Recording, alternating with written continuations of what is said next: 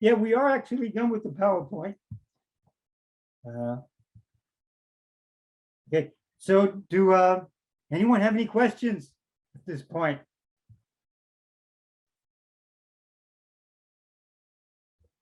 Yes, Andal. Yeah, it's a lot of information, very good information. So I'm just I think a lot of people are still processing all the information you gave. So please feel free to ask questions, raise your hand, or put it on chat. Unless you interact, we would know what's going on. Please help. Dr. Rudy, I have a question. Yes. Or maybe to spur some more conversation. Can you talk a little bit about optimizing gut health? Because I know that consuming all of those things, if you have an unhealthy gut, you can't absorb the nutrients. There was so much we could spend an entire class talking about gut health, but Hippocrates in ancient Greece, some 2,400 years ago, he said it. All disease begins in the gut, specifically in your large intestine. And I have an entire chapter in this book on gut health. It is that important. And the reason for that is that, the dirtiest place in your body is your large intestine, okay? The large intestine is where the residue from the food that we eat is going to go to the large intestine. And there it's acted upon by bacteria. Now, some of that bacteria is good, some of it not so good. But even with the good bacteria, if the residue stays in here too long, it's going to produce a lot of toxins. And then if you're constipated, those toxins are going to get into the blood. So they don't just cause problems like colon cancer, they're going to go into the blood and cause cancer all over the body and cause degeneration all over the body. So Hippocrates was right. All disease begins in the gut. And in recent years, scientific studies have backed them up. Pretty much every degenerative disease that you could think of can be traced to an increased toxic burden on the body that can be traced to a toxic colon. So how do we maintain a clean and healthy large intestine? The answer, anybody want to guess? Leafy greens. Yes, all fruits and vegetables, but especially leafy greens. Thank you, Teresa. Now, the leafy greens are going to be especially beneficial for the liver, because the liver, after the large intestine, that is the other important organ that is super important for detoxification. From the large intestine, those toxins go straight to the liver. And then the liver is going to work like mad trying to detoxify the blood. So the leafy greens will help to keep the gut clean by acting like a broom. But also it's going to have things in it which will support the liver in detoxifying. So fruits and vegetables in general, and especially leafy greens. But I also want to say especially raw fruits and vegetables, and especially raw leafy greens. Yeah. So thank you for that, Teresa. Hi. Hi, Yes, Dr. Rudy. Yes. Srinivas, you can also show your, you can also come on video. Yeah, I'm trying to.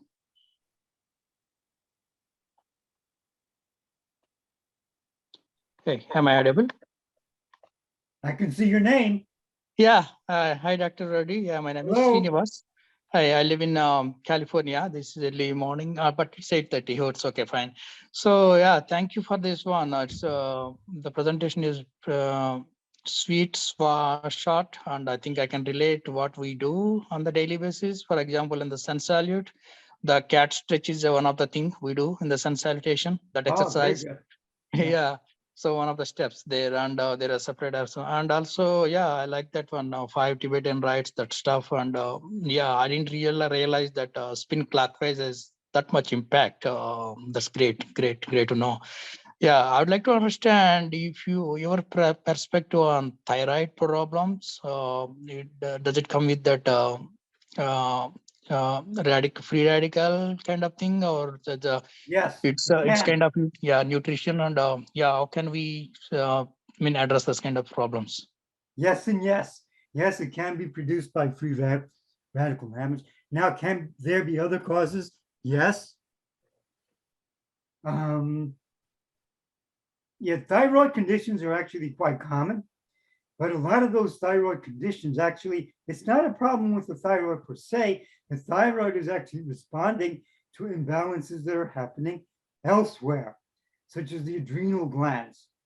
So what happens, for example, when the body is stressed out, which is very common, okay? When the body is stressed out, it's because, because we're experiencing stress from the outside. But what's happening physiologically is the adrenal glands are producing higher levels of a hormone called cortisol. And cortisol is the main stress hormone in the body. And when the ambient cortisol levels are high, there's going to be a number of degenerative changes that are going to happen all over the body, such as brain cells dying faster. Okay. Blood sugar regulation goes downhill. Another one is that the thyroid gland is going to start to malfunction. And even before it malfunctions, the body is going to exhibit some signs of low thyroid. We're going to start to have like, low energy. And then the doctor says, oh, it looks like you have a low thyroid. And what's happening is their thyroid is making enough hormone, but the hormone is in a form that's not very active. Because when the body makes the thyroid hormone, it makes one form first, which we'll call T4, and then it converts it into a more active form called T3, which is more active. What happens when we're chronically stressed and the cortisol levels are chronically high is that the body has a hard time converting T4 to T3. And so we effectively have a thyroid problem. And as the body continues to stay in that stressed out state, then other hormone systems are going to start to malfunction. And, with the pancreas producing blood sugar problems, we're going to have problems with the pituitary gland and pineal gland, which will then produce other hormone problems in other parts of the body, including the thyroid. That's a great answer. Yeah. Okay. So what nutritions we should take, and specifically for the thyroid problems? Okay. So, well, the short answer is that anything, let me give you a generic answer, and then I'll focus in on your specific, thyroid question. In general, anything that we do to help the body to neutralize the stressors that are within our body to neutralize, like eating fruits and vegetables, like doing yoga, like doing other beneficial exercises, will ultimately help the body to heal the thyroid on its own. In other words, optimize the body's capacity to heal itself and regulate itself in general. And then maybe the thyroid will get better on its own. Now, having said that, what can we do specifically to target the thyroid? So one of the things that we can do is to massage the thyroid. Okay? Just Okay. like this, Yeah. just like that. Now, the other thing you could do is go to a massage therapist and then ask him to do very specific, deep work in this area that often will have a beneficial effect on the thyroid, where a person who had like a weak thyroid, a thyroid condition, they actually get better. I've seen this happen. Years ago, I had a patient who had a thyroid condition, and he was also like overweight, mostly from retaining a lot of water.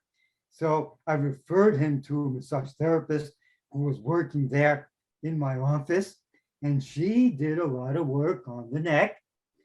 And so his neck felt better. But when he came in the following week, he said that he had passed a whole bunch of water out of his body, which, strongly suggests that his thyroid was working better. Oh, great. Thank you. Thank you. That answers. You're welcome. So you said, you sent to a chiropractor who worked on it, but if they are in a different city or somewhere, how do they find what kind of chiropractor they have to do and what they have to ask for this thyroid, massaging and the neck So, area? Handal, are you asking, are there chiropractors who specialize in working with the internal organs? Yeah, that is your question. Good question. And the answer is yes.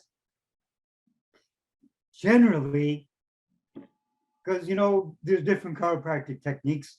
Some chiropractors work only with the spine. And then there's certain chiropractic techniques that will address the organs.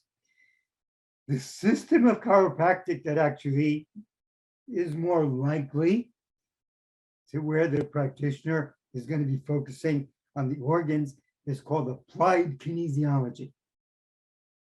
Okay, that is one chiropractic system that can address the internal organs specifically. You said it's kinesiology or something? Kinesiology, K-I-N-E, kinesiology. Okay. And I just wanted to clarify, and Mrs. Balu, he was saying that he referred his patient to a massage therapist that worked on the neck. Yeah, so Yeah, a massage therapist. But even the massage therapist, I'm trying to find out, how do we ask them? Like, when there are a lot of massage therapists, each one okay. in different way. All right. You see, in Atlanta, for example, I can talk to you and you can refer. But people are joining from all over the world. If they want to find somebody locally, what should they ask when they go to a massage therapist? Yeah, Great question. someone who does, it's called anterior neck. Someone who can work the front of the neck. Now, the massage technique that, does that routinely, because not all massage techniques will do that, but neuromuscular therapy is the massage technique. That will actually do that. Neuromuscular, or NMT.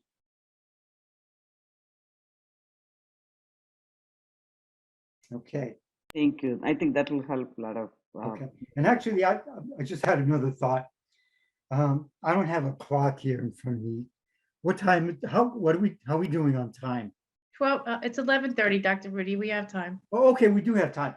I just Yes, sir. realized something, because when I shared with you the thing about, massaging the front of the neck there, I just realized that there are other massage techniques. Let me just go back to my PowerPoint here for a moment.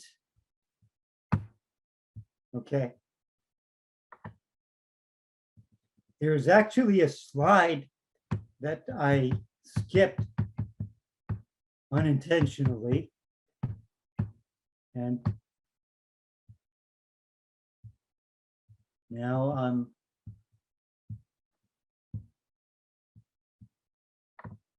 see if I can get back to it.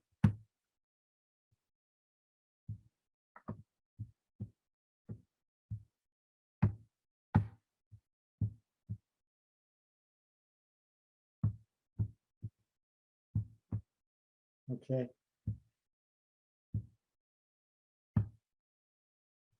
It's missing. Let's go back again. Where is that slide? Maybe it got misplaced. There is a slide here. There was a slide here.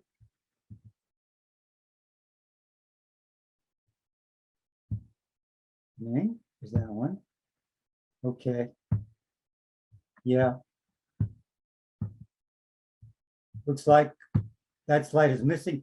But the information I was going to share with you, besides this exercise, there are other, this is just basically a self-massage of the thyroid. And by the way, it works.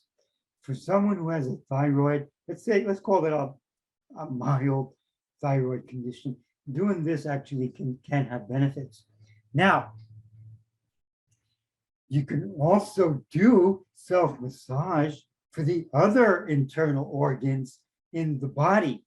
And when you do that, you know, it could actually come back and help the thyroid, because when you do other things to help the other internal organs and glands, they all start to kind of play off of each other.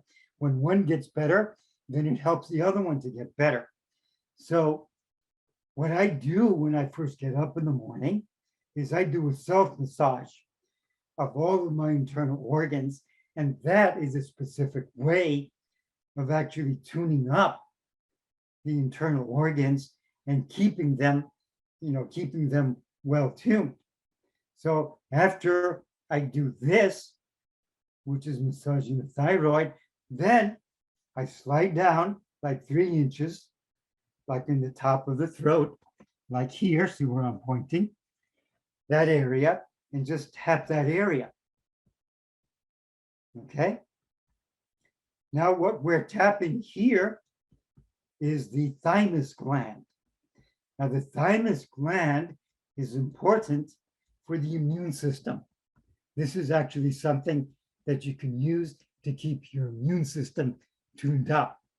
Because as folks get older and older, one of the things that happens is the immune system, you know, works less and less efficiently. And doing this little exercise, this is one of several things you can do to actually tune up the immune system. Because when you massage the thymus, it helps the entire immune system. And then this will work hand in hand with all the other things you're doing to keep the body strong and youthful, you know, to keep your immune system strong. So yeah, now the other thing which is good for the immune system and the lungs, you know, to protect your lungs from, you know, like respiratory conditions, is to tap right here. Okay, like make a fist, a loose fist, right here in the shoulder where there's like a little bit of a dip on the side of the shoulder, and tap. This is really, really good for the lungs and for the immune system, because one place where the immune system has a presence is the lungs. Okay, so doing this. And then, of course, the other side. Now, the other thing that you can do when you do the self massage here and here and here is that, you know, you're not just massaging the organs physically, because this technique comes from ancient China. And what they teach in the ancient Taoist healing systems is that when you massage your organs, you also send them love, send them thankfulness, send them benevolence, send them like healing energy. So as you massage your thyroid, say, oh, thank you, thyroid. Thank you for your contribution to my life and health. Thank you, thymus gland. Thank you, lungs. I love my lungs. Thank you, lungs. And so you send them that positive energy. And by the way, this isn't just like a hokey exercise. Wherever we put our attention, our positive attention, what the studies are now showing is that when you bring positive, calm, and happy attention to a place in the body, the blood flow and the lymph flow will actually become more abundant, in that area. And so there is a scientific justification to, maintaining a mindfulness of being thankful and being positive when you think about and when you massage, your internal organs. So that is a fantastic way to start the day, to physically massage your internal organs and to send them thankfulness and benevolence. And then you could go down to your liver, which is down by the right side here by the bottom of your rib cage, liver and gallbladder, and then to your stomach and pancreas and spleen on this side, and the same thing. Thank you, liver. Thank you, gallbladder. Thank you for your contribution to my life and health. And then go to the left side to your stomach and pancreas and spleen. Thank you, stomach. Thank you, pancreas. Thank you, spleen, for your contribution to my life and health. And then go down to your tummy, way down to the bottom here around your belly button, and just make a light fist and just kind of massage around all around your navel, all around to kind of stimulate your small intestine and your large intestine. And again, sending them thankfulness and benevolence. And then you could reach to your back, like to your lower back, upper back, like around here, and just give a gentle tap to your kidneys, the whole lower back area, especially if you have low back pain. All of this is going to be good for your lower back and beneficial for your kidneys. Okay, and then just give them a nice rub. Say, oh, thank you, internal organs. I appreciate you. And then, if you want to go the extra mile, after you have massaged, all of your internal organs, then you could do a little bit of mental exercise with that. Now, those of you who already do like a meditative technique, just doing meditation in general, where you're calming your mind and putting your attention on, that which is loving and kind and positive, that in and of itself is going to have a beneficial effect on the body in general. Okay, and this is another topic we can just talk on and on about the importance of working with your mind and your consciousness and your emotions and the powerful impact that it has on your internal organs in particular. And again, this isn't just theoretical. There is now hard science to back that up. We can demonstrate that when you hold your attention on, if you simply think about doing something kind for someone else, or someone doing something kind and something healing to you, whether you're receiving kindness, just think about giving kindness or receiving kindness.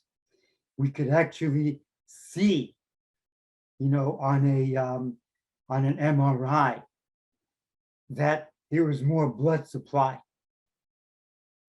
going to your brain. That part of the brain that's thinking is actually becoming, more active, more alive. It's got more blood flowing through it. And we could demonstrate the same thing for the other parts of the body, where when you maintain that mindfulness, that there is a better, more abundant blood supply and lymph supply to those parts of the body. And so any meditative technique will do that. Do we have a question here? Yes.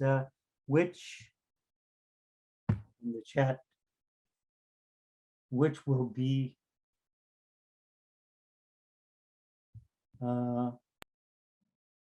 let's see, which will be the equilibrium percentage protein? I'm sorry, I'm not quite understanding your question here. Okay. Oh, sorry. That's okay. Go. I think they want to know what's the balance between amount of protein and the amount of vegetables for a healthy diet. Oh gosh, that's like a whole other a whole other class, and it is a very good question. Okay, that is a very good question. Now, when you say protein, you mean foods which are high sources of protein, because different people mean different things when they say, because protein is not a food. Protein is a nutrient. And some foods have high levels of this nutrient, like meat.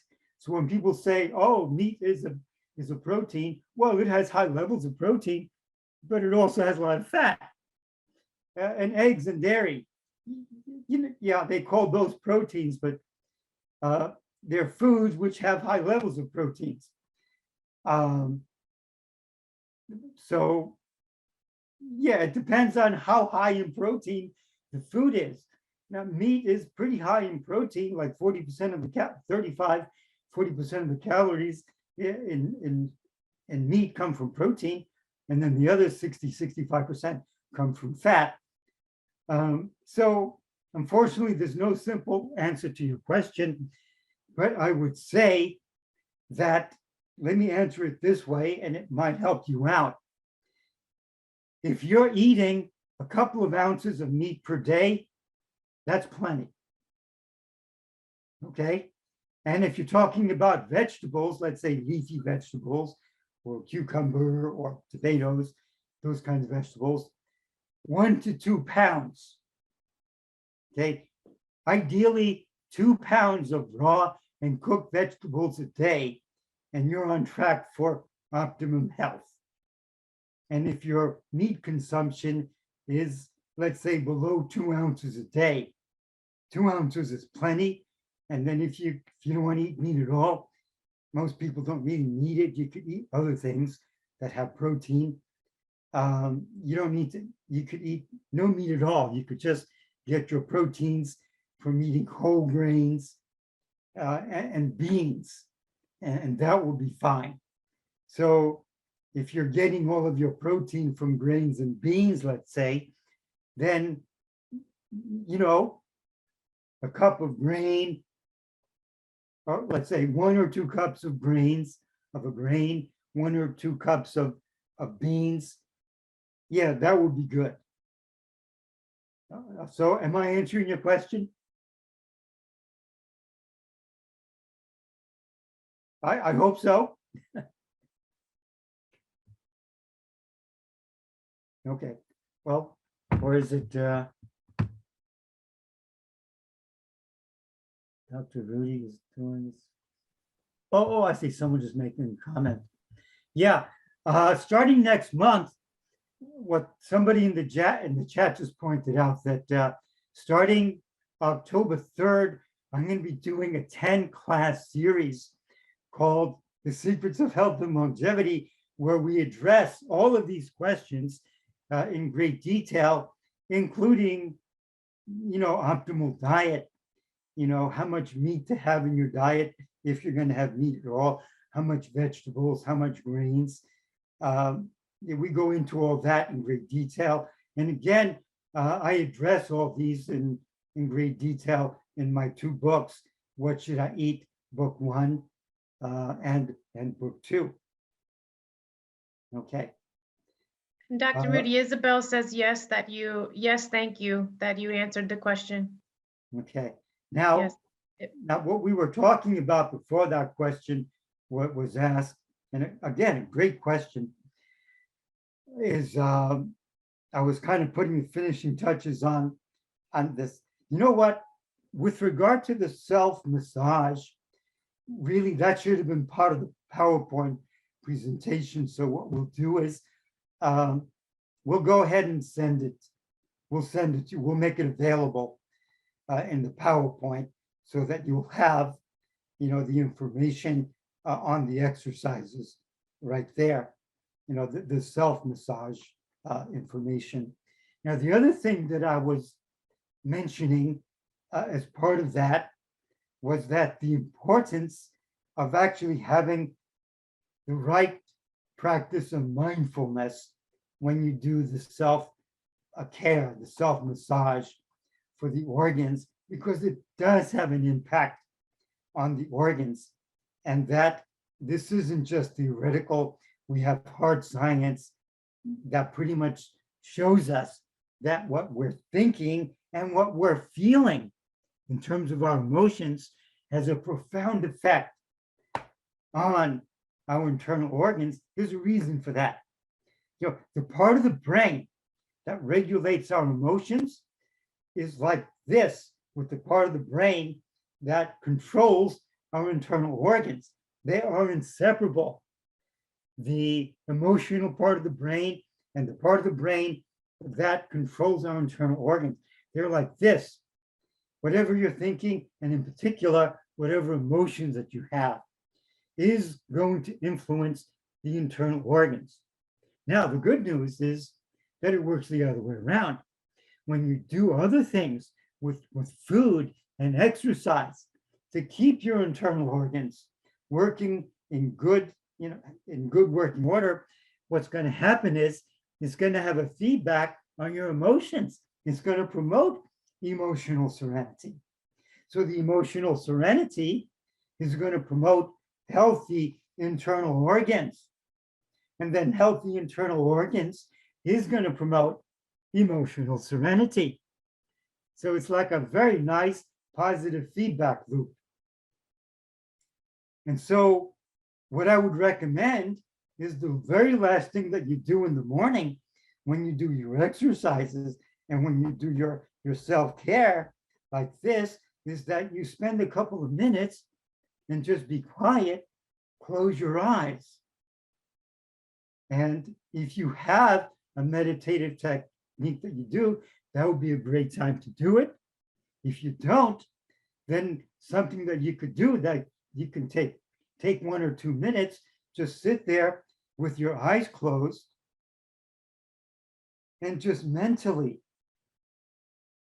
just acknowledge your vital organs, all of them, your brain, your thyroid gland, your lungs, your heart, your liver, your gallbladder, your stomach, all of your internal organs, your kidneys, and just send thankfulness and benevolence. So it looks like this. Thank you, brain. Thank you for your contribution to my life and health. And you could just say silently with a gentle smile on your face. And just mentally do like a check on all of your internal organs. This will set the tone for the rest of the day, as well as giving your internal organs, just a boost, in the moment. And the way that the ancient Taoists say it is that wherever your attention goes, that's where the energy goes. And that's where the healing will happen. So I highly encourage, doing that kind of a meditative exercise after you do the physical exercise. I just want to let everybody know, if anyone's interested in Dr. Rudy's class, I put the link in the chat. Since it's virtual, anybody from wherever you are in the world can attend. So I put the link in the chat. And when you go to that page, there's an RSVP button. Click on that button and it'll open up and give you the details, the date, time, cost, and all those details. Thank you, Teresa. Sure. Yeah, it'll be a Zoom class. Essentially, we meet every Monday starting October 3rd from 7:30 to 8:30. And I will say I've had the benefit of taking that class, and basically everything that's discussed here and more is expanded on, and it's a really wonderful class. Essentially, what we do is, as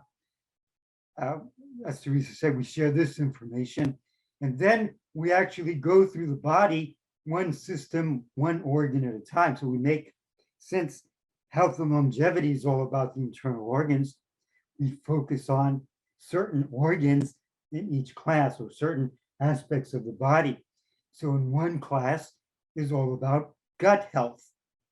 Then we'll spend an entire class on cardiovascular health and respiratory health and the immune system and the brain. And each class or each organ has its own class where we do a deep dive into how can we optimize the health and longevity of that organ. Okay, so anyone else have any other questions? Going once, going twice. Yes, we're getting close to the top of the hour, so now's your chance. Looks like today everybody is very shy and quiet. That's okay. But even if you don't want to ask now, when you think about it after this webinar, you can always send the questions. We will send it to Dr. Rudy and get the answers for you. So feel free to send the email, and also just put in the chat at least, how did you like this seminar? And also, if you'd like to communicate with me on Facebook, if you're on Facebook, you can send me a friend request and you could ask me a question, on Messenger. Oh, and I guess I could also say you could go to my website and communicate through my website. My website is drrudy.net, drrudy.net.